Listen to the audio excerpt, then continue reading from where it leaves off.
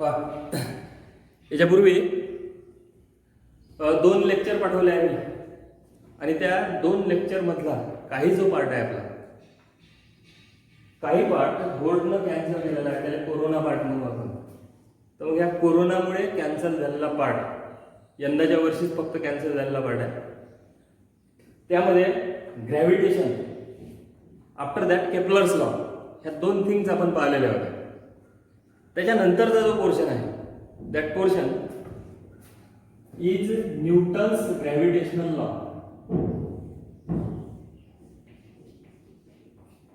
Newton's gravitational law.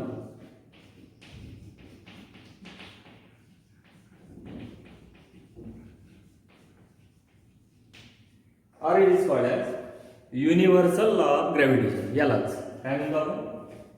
Universal law. Universal law of gravitation.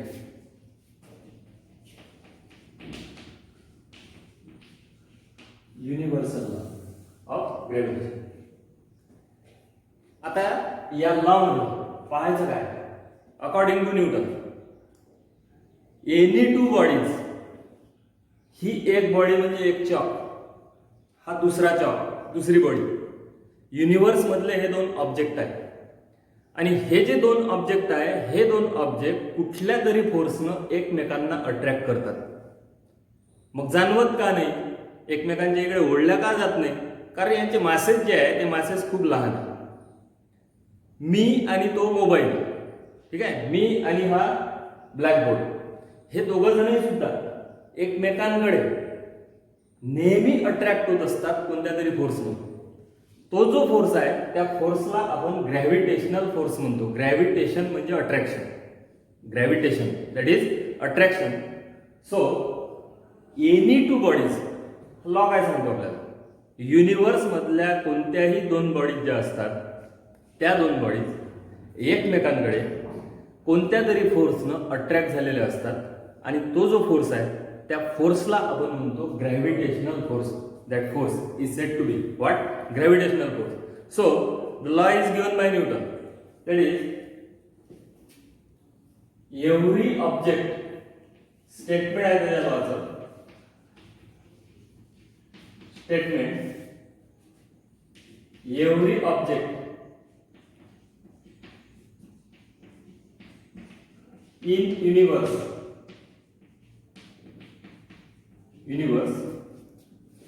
attract every other object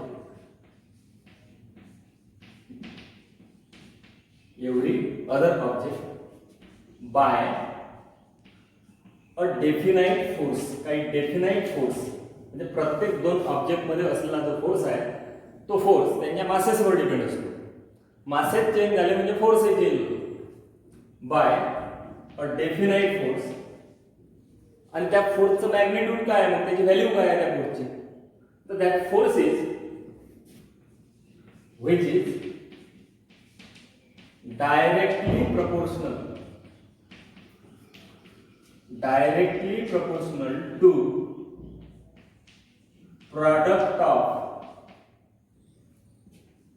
product of their masses. Directly proportional to product of their masses and inversely proportional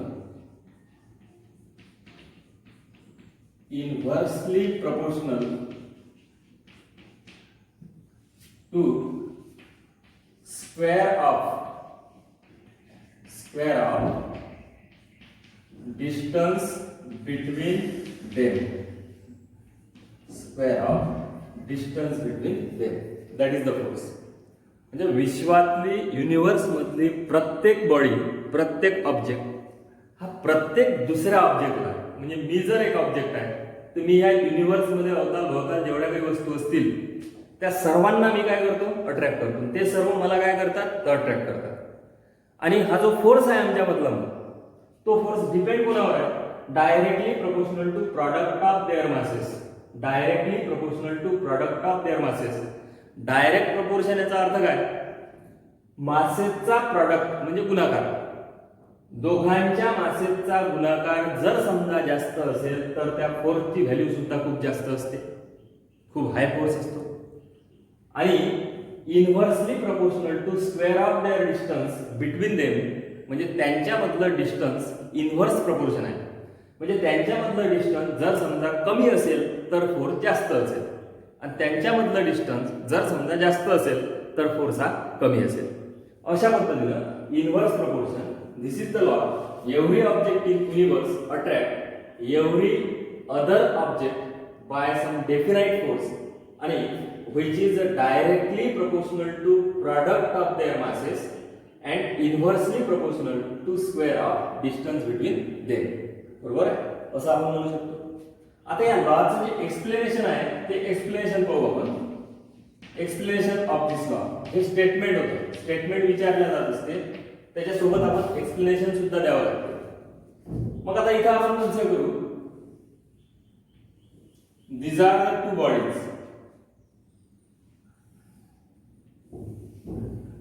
of mass m1 and this mass is m2, आणि त्यांच्या centre मधलं जे distance आहे, centre मधलं distance आहे त्यांच्या, suppose the distance between them is r.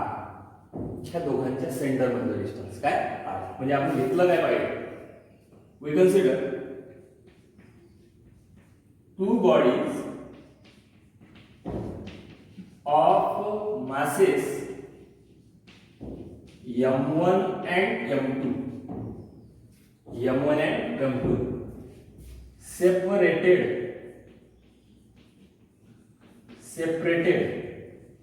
by distance r, separated by distance r. Okay, दोन चेंडू आहे आणि त्यांच्यामधलं डिस्टन्स आहे r. ठीक आहे.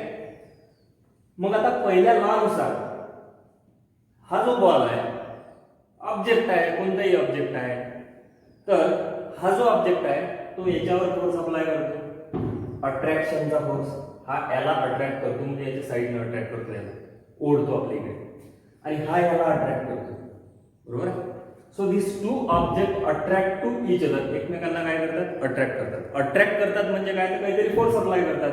आपण एखाद्या धाग्याला एखादा दगड जर बांधला, आपल्याला ओढायचा आहे तर आपल्या इकडे ओढू ना आपण, म्हणजे फोर्स लावू ना धाग्यामध्ये.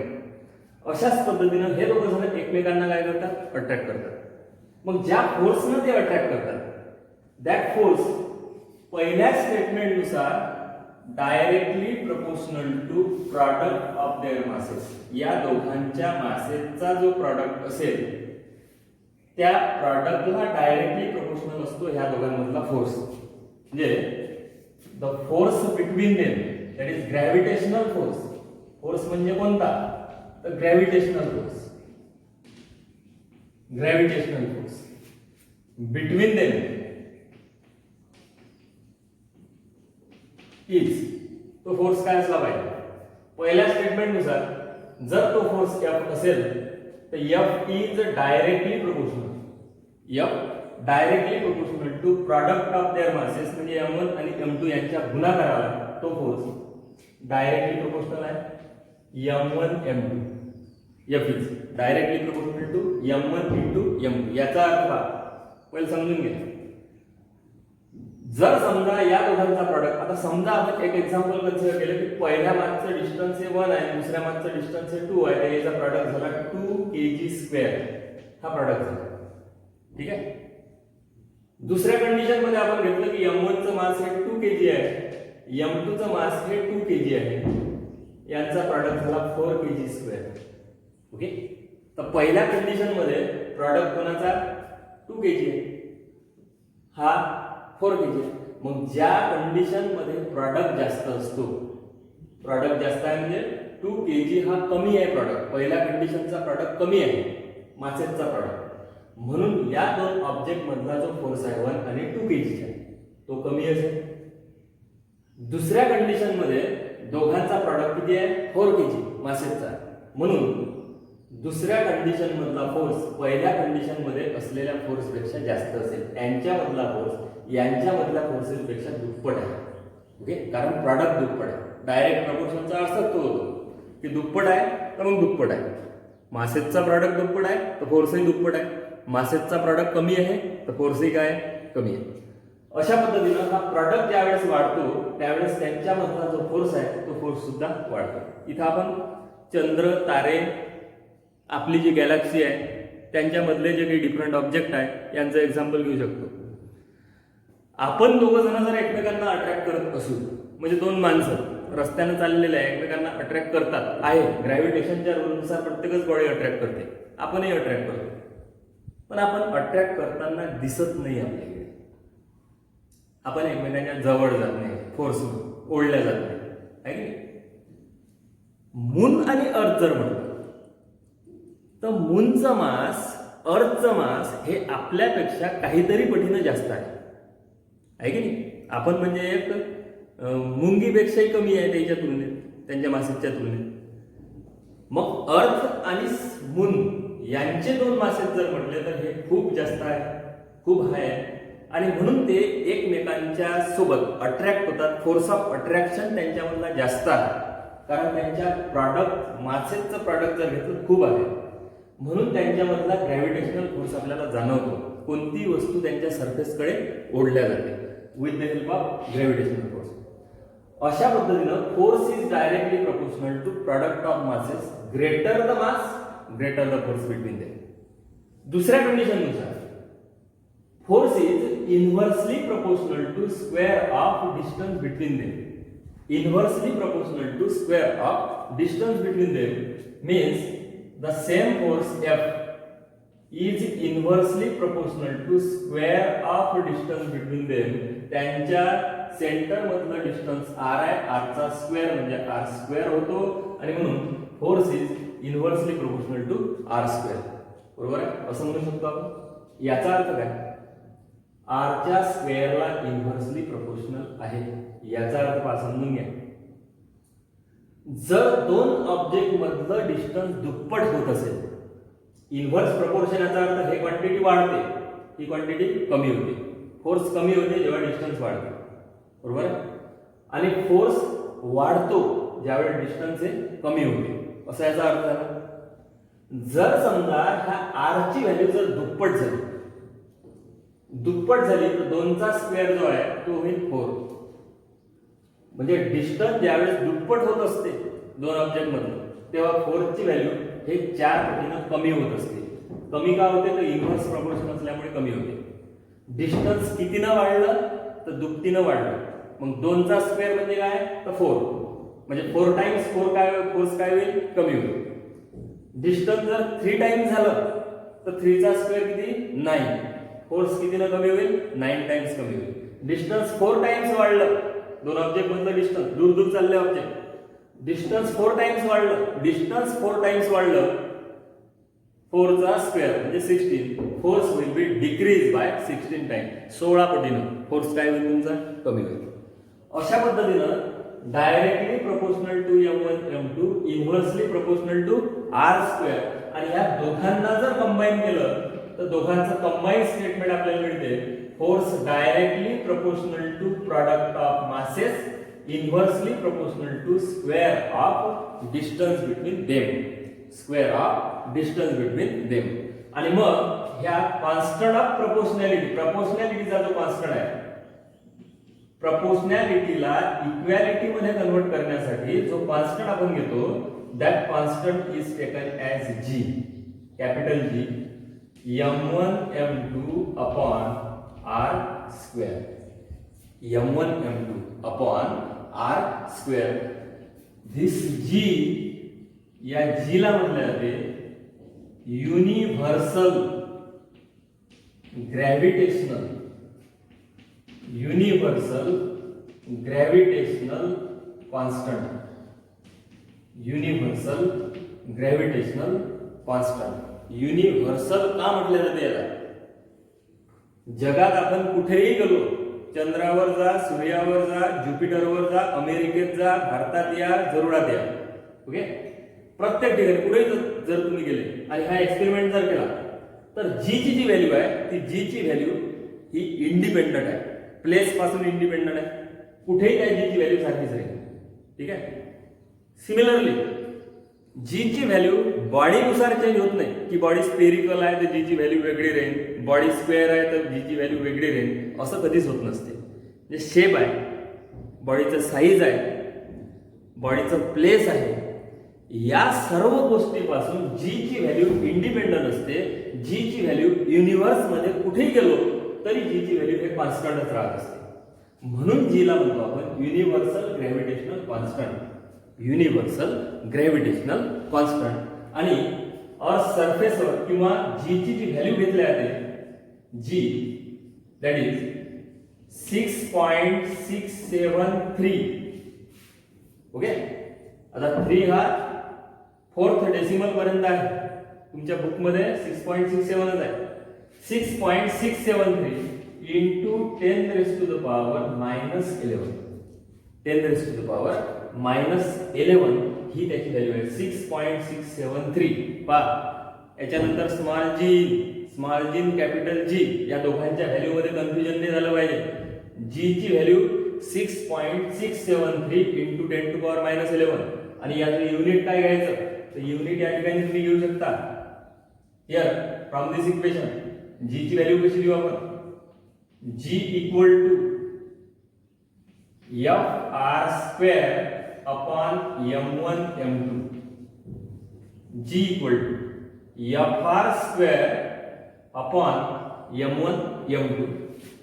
म्हणजे SI युनिट जर म्हटलं G च, तर हे SI युनिट तुम्ही घ्या. F च युनिट आहे न्यूटन, डिस्टन्सचे युनिट म्हणजे आर चे युनिट आपण घेतो मीटर, त्याचा स्क्वेअर आहे म्हणून मीटर स्क्वेअर, अपॉन मासचे युनिट घेतले आहे ते केजी, आणि हे मासचे युनिट केजी म्हणून KG that is KG square. अशा पद्धतीने SI unit of G can be taken as newton metre square upon KG square. So you can write this value newton metre square upon kg square. Newton metre square upon kg square he value झाली त्याची जी ची. Okay. आता जी ची value काढली तुम्ही, पण जी actually काय आहे, युनिव्हर्सल ग्रॅव्हिटेशनल कॉन्स्टंट म्हणजे काय. ऍक्च्युअली आपण जी ची व्हॅल्यू काय घेऊ आणि का घेतल्या ते व्हॅल्यू. जी ची जी व्हॅल्यू आहे युनिव्हर्सल ग्रॅव्हिटेशनल कॉन्स्टंट म्हणजे ऍक्च्युअली काय बघा.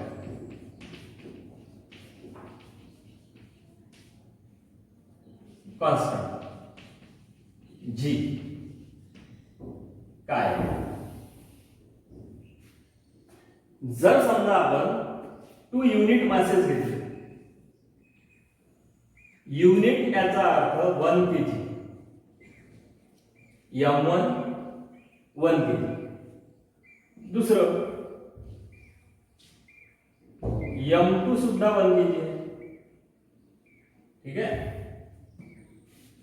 आणि त्यांच्यामधलं जे डिस्टन्स आहे R, this is 1 metre, this is M1, this is M2, and distance between them is 1 metre.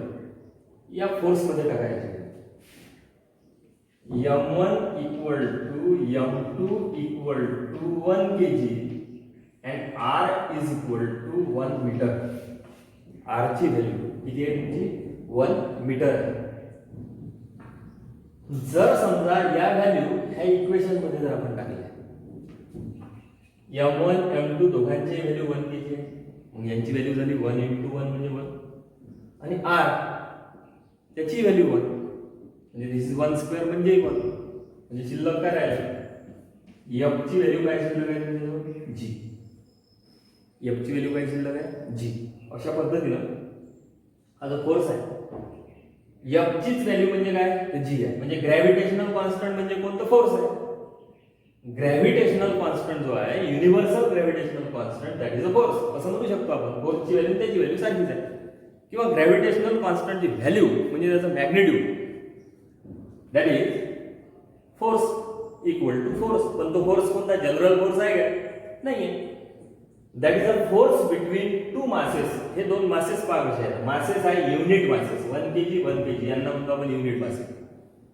दोन युनिट मासेस मधलं डिस्टन्स, दोन युनिट मासेस मधलं डिस्टन्स, युनिट मासेस म्हणजे 1 kg चे मासेस, दोन युनिट मासेस मधलं डिस्टन्स ज्यावेळेस 1 मीटर राहत असते, ज्यावेळेस किती राहत असते 1 मीटर राहत असते, त्यावेळेस त्यांच्यामध्ये असलेला जो फोर्स असतो, त्यांच्यामध्ये असलेला जो फोर्स असतो तो फोर्स म्हणजेच युनिव्हर्सल ग्रॅव्हिटेशनल कॉन्स्टंटची व्हॅल्यू राहत असते.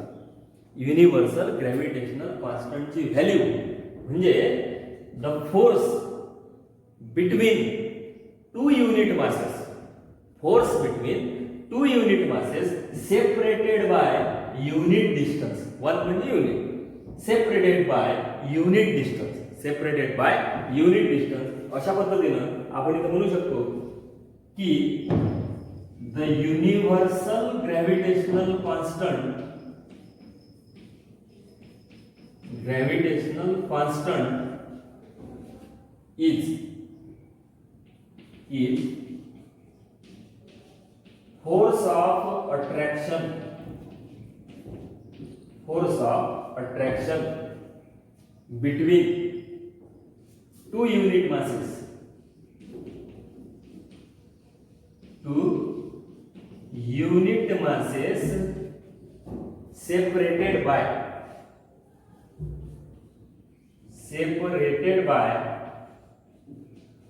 unit distance, separated by unit distance. The distance between the universal gravitational constant is equal to force, is equal to force of attraction between two unit masses separated by unit distance. असं आपण या ठिकाणी म्हणू शकतो. आता या फोर्सचं जे specification आहे ते पुन्हा स्पेसिफिकेशन थोडंसं घ्यावं लागेल आपल्याला की फोर्सची प्रॉपर्टी काय आहे. आता हे झालेलं आहे, याचा स्क्रीनशॉट वगैरे घेऊन घ्या तुम्ही.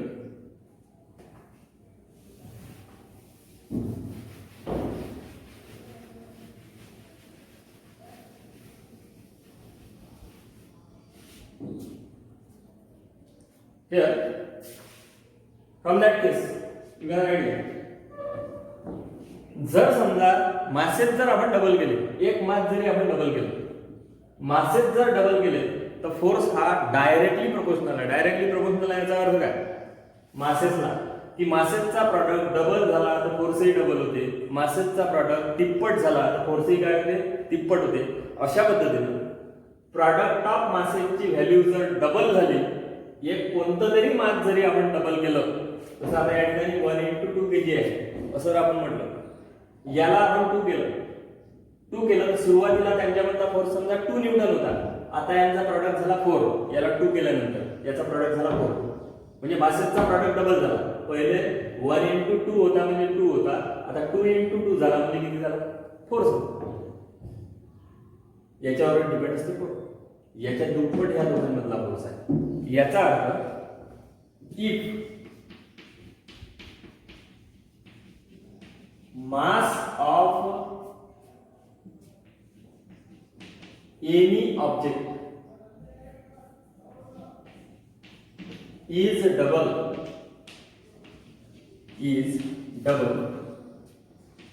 the force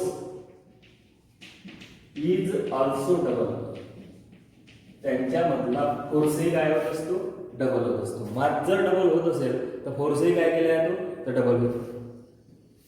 सेकंड थिंग, दुसरी गोष्ट मी समजून सांगितली तुम्हाला, डिस्टन्सवर. डिस्टन्स जर दुप्पट होत असेल तर 2चा स्क्वेअर 4. फोर्स हा 4 टाइम न मध्ये होतो.